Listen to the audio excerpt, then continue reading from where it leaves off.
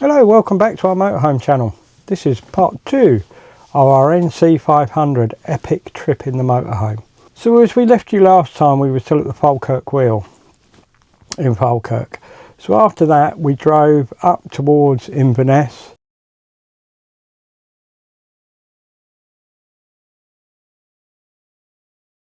and we ended up staying in Loch Ness at the Loch Ness Caravan and Camping Club site. Beautiful site. Good morning and welcome to kind of sunny Loch Ness. So we've stayed here for 2 nights. It's a Caravan and Camping Club site, and what can I say about it? It's been lovely. So I'll flick it around and show you our pitch and how we were set up for 2 nights. So this was us, lovely hard standing with electric and water on the pitch. There's also waste on the pitch, but obviously we don't have a pipe, so we can't use that. So this is the entrance to Loch Ness Shores, a Caravan and Camping Club site. You don't have to be a member, they accept non-members as well. So this is as you come into the entrance. There is parking facilities here and an overnight parking spot for motorhomes with electric barriers, which are shut between 11 at night and 7 in the morning. And on this side got grey waste facility and the bins with all the recycling, and a water top up point as well, service point.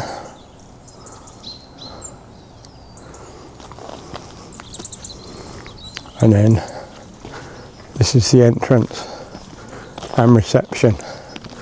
Amazingly friendly staff, very helpful. Got all the answers if you've got any questions or anything like that. There is a little shop in there. They do some croissants and some other little cakes as well. Just the essentials. And then if you go down this side of reception, down this little path here, and go down here, as you can see, and this actually takes you down onto a, I'm not going to call it a beach, but a little thing that takes you right to the edge of Loch Ness. So you come down here, it's only a short walk. This ground is rock hard here. There's no worry about getting stuck. I was concerned about parking on their grass, about getting stuck. They said the grass is rock hard, so you don't have an issue with that. And then you come down to this, and this is truly stunning.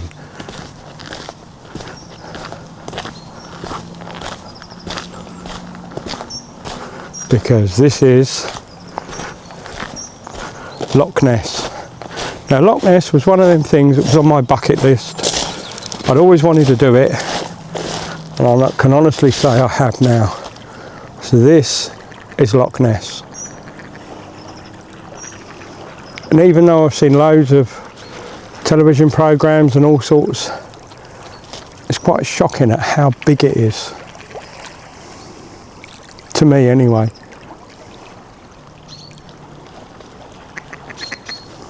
And there's some lovely little ducks there this morning.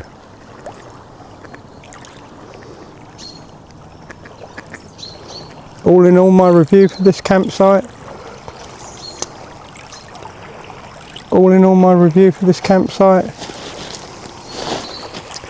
5 star.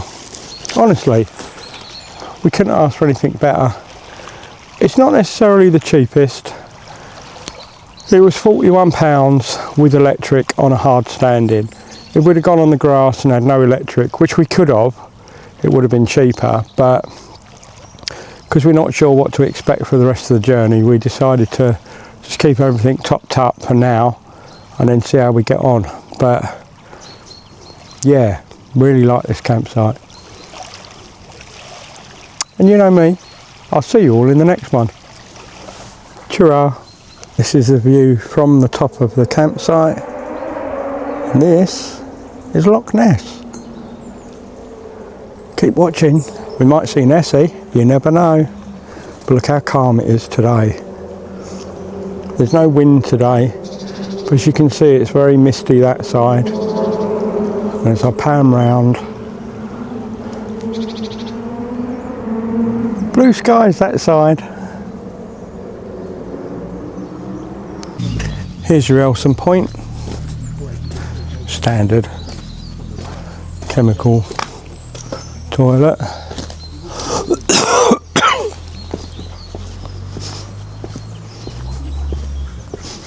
These are your washing facilities.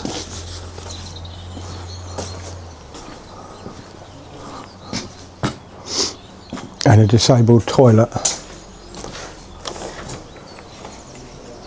which has very clean and baby changing facilities, extremely clean, with a shower in there as well.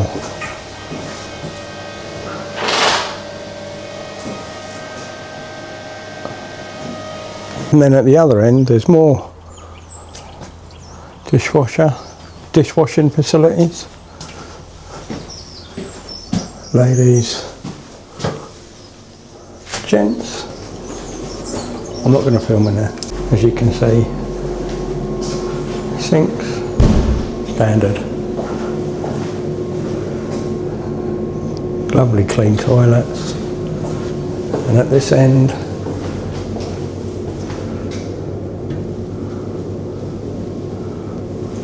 the showers.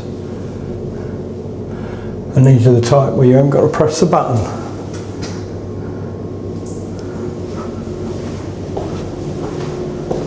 And a hairdryer. There's also a laundry with 2 machines and 2 dryers.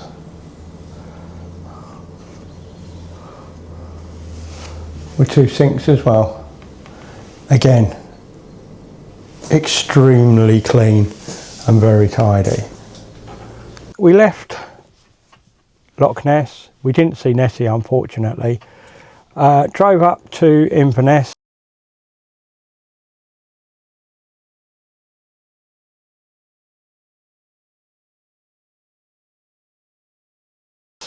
And Inverness is the start of the NC500. First place we stopped was Dunrobin Castle. And Dunrobin Castle is amazing.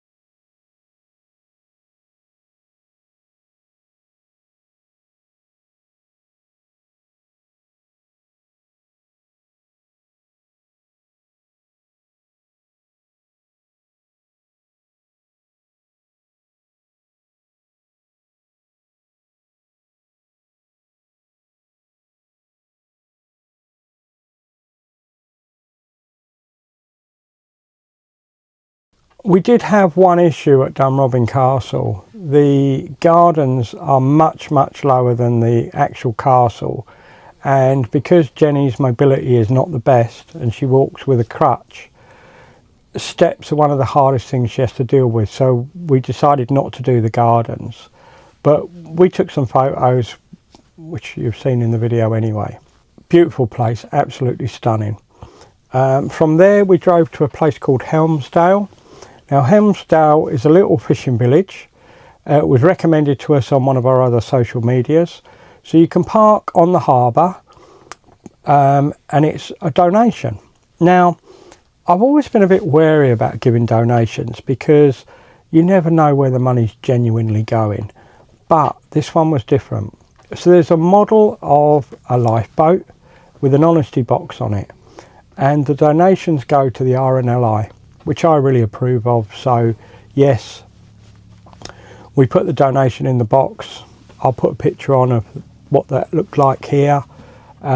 Excellent.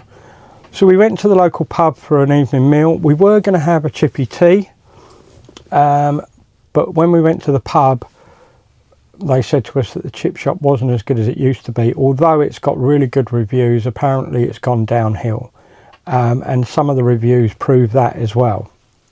So the local pub is called the Bannockburn Inn. Now the Bannockburn Inn do overnight parking for free if you eat in the pub, but on the search for sites listing it actually states they don't really like motorhomes over 7.5 meters, and it's the tag axle is greyed out. When I spoke to the landlord, he did say to me that because this time of year is very quiet, he would have let us stay for the night, because he wasn't expecting it to be busy. But the car park was quite small, so for us being 8.8 meters, I could have got it in there, but I probably would have blocked half the car park. Didn't want to do that. We ate in there. Very, very good food, reasonably priced. I had venison. I had venison pie with some new potatoes and some veg, and Jenny had their homemade chilli with rice. 41 quid, including a couple of drinks, which I thought was very reasonable. So after we left Helmsdale, we drove up further north and we did the Waylong steps. Now I'm probably saying that wrong, but I'll put a little video on now and some pictures of what it was like.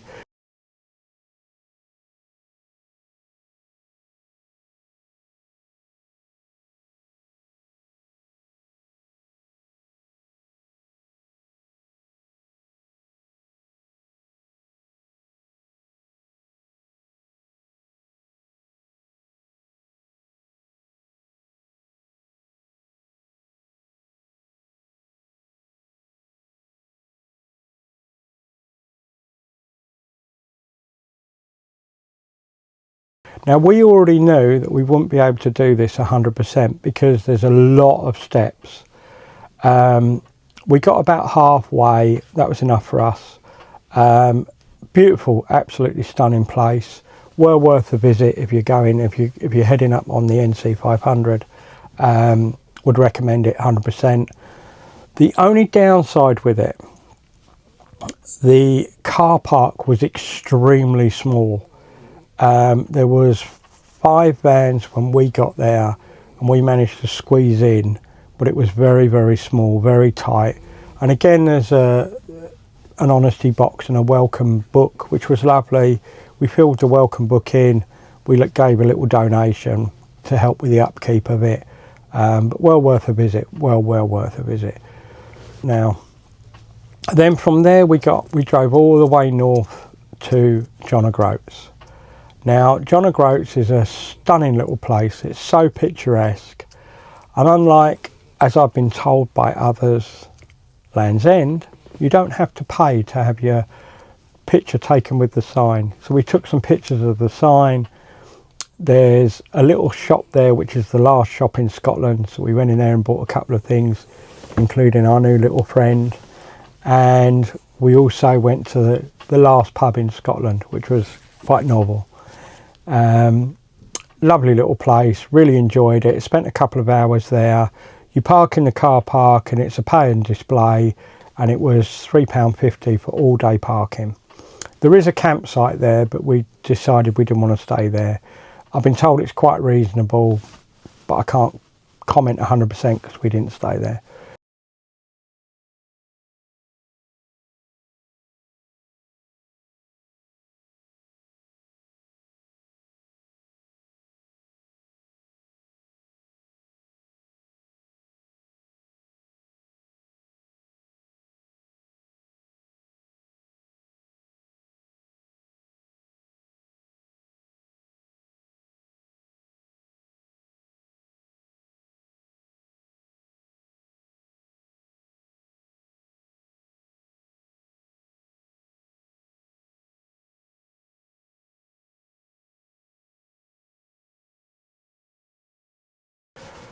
Then from there we carried on further across the top of Scotland, and we got to Malvik.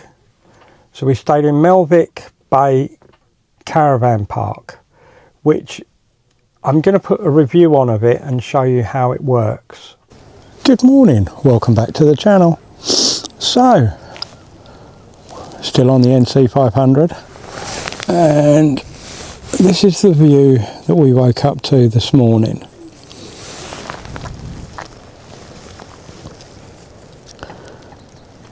Absolutely amazing. And I'll set up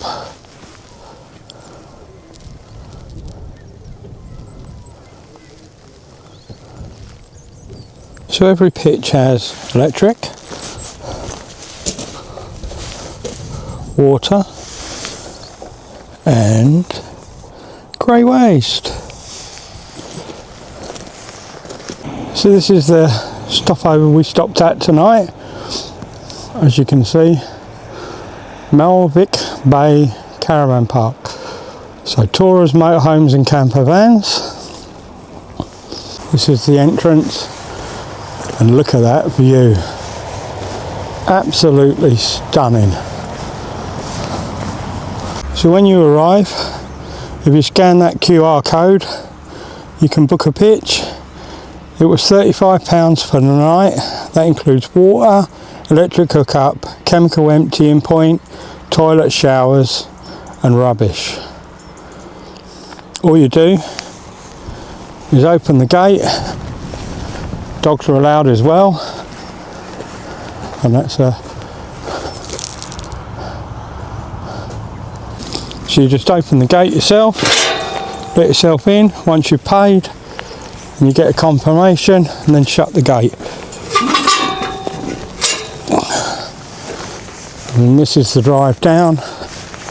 I won't film all of this. 2 big bins for all your rubbish. So as you can see, the pitches along the front have all got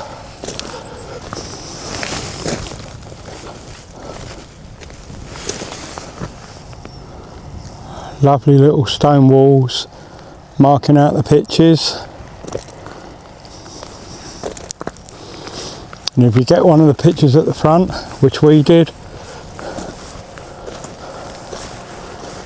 you're looking out over that bay. But there's pitches in the middle here, and there's also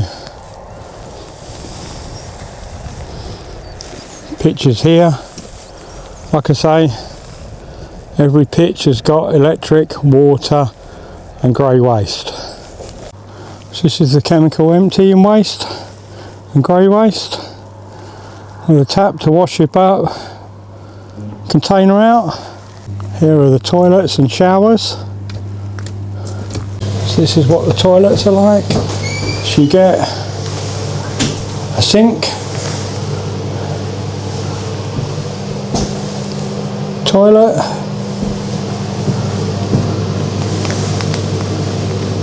and a lovely shower with a shower door. So how would we rate this campsite, this stopover? The views, absolutely stunning. Definitely a 5-star from me. And I'll see you all in the next one. Ta-ra! It was a lovely little campsite, very quiet, very picturesque. The pictures were amazing, as you can see in the photos. Then from there we carried on down and we got to Tongue. Now, as you go out of Tongue, there's a causeway, and there's a little parking area just at the beginning of the causeway. We parked there and took some lovely photos, which are going to be on now.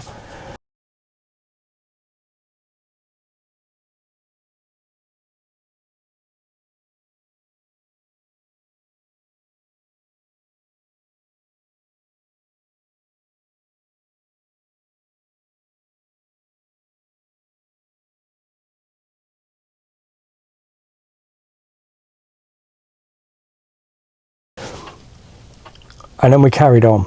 Now the next bit of the road, without doubt so far, is probably the hardest stretch to do. I don't know how far it was, but it was quite far. it was all single track with passing places. And what I'd already been advised of is if you see locals behind you or delivery vans, get out their way, because they're just trying to earn a living, and I get that. So I pulled over and let them past. We were very, very lucky. We only came across, I would say maximum maybe 10 or 15 vehicles coming the opposite way. Most of them stopped before us, and if they weren't stopping, like we did see a Tesco delivery van, which we were both surprised at, and I stopped because I could see he wasn't slowing down. Other than that, really, really easy. And we followed the NC500 all the way across the top until we got to the Golden Eagle zip line, which is just outside Durness. I was going to have a go on the zip line. It was running when we were there, but I decided against it. It's 17 quid for 20 seconds. I will put a video on because we did watch a couple of people do it. I'll put that on now.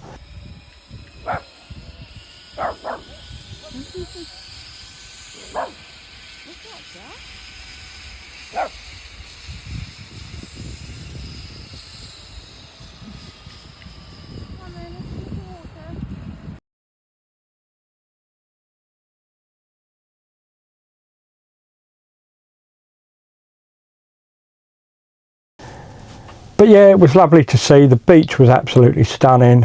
Jack loves the sand, so we let Jack off the lead and he just runs like a headless chicken, which was lovely. Give him a good bit of exercise. And then from there, literally no more than 10 or 15 minutes up the road, you've got Smooth Caves. Now, I saw a couple of reviews on Smooth Caves. Some were good, but 90% were really, really good. And it is well worth doing. But I did have to laugh because I've watched so many videos and Jenny hasn't. I knew that when you're on the bridge, it swings from side to side. So on the way back, it was just me and her on the bridge. On the way out, there was a couple of other people on it, so I didn't do it. So on the way back, I was making it swing and Jenny was shouting at me, which was quite funny, but it was all safe. It's all safe. The caves themselves, I'll put some videos.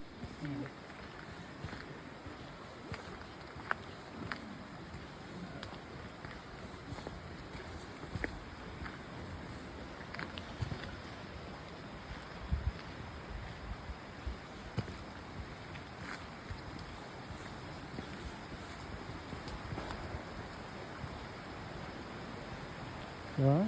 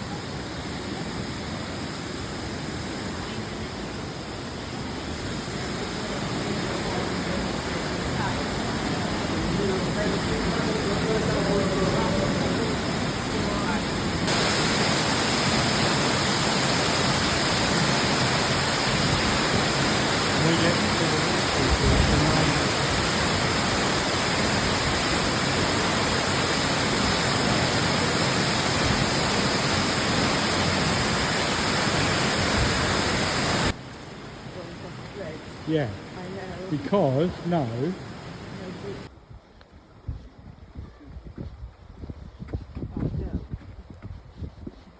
Oh, what?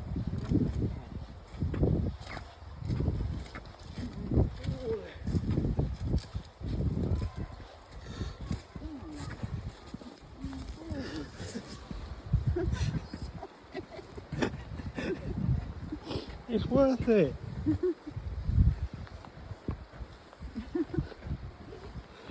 Behave. I'm not doing anything.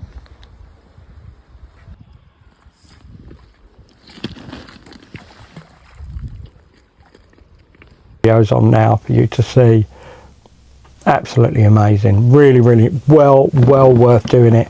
Yeah, there was quite a few steps to get down to it, but we coped with them. We just took our time. Really enjoyed it. And then from there we ended up at Durness Beach, which is where we are now. We're staying on the main campsite. We are literally looking out over the sea. Stunning little campsite. With electric, it's £34 a night. If you don't have electric, it's 26. We picked electric just because we can. We don't need it, but we just did anyway. We got the heating on because it's got a little bit windier. We haven't had any real rain. We've had a few little showers, but nothing major. The weather's been absolutely stunning. If you like our stuff, drop us a subscribe, drop us a like, and if you want to ask any questions about how we're dealing with it, how we're coping with everything, you know, what it's like when you're up this way. On a couple of side notes, we've managed to get LPG when everyone said you've got to be careful of it. Yeah, there aren't very many places that do it, but we've got 2 big tanks, so we filled up. We've not had an issue.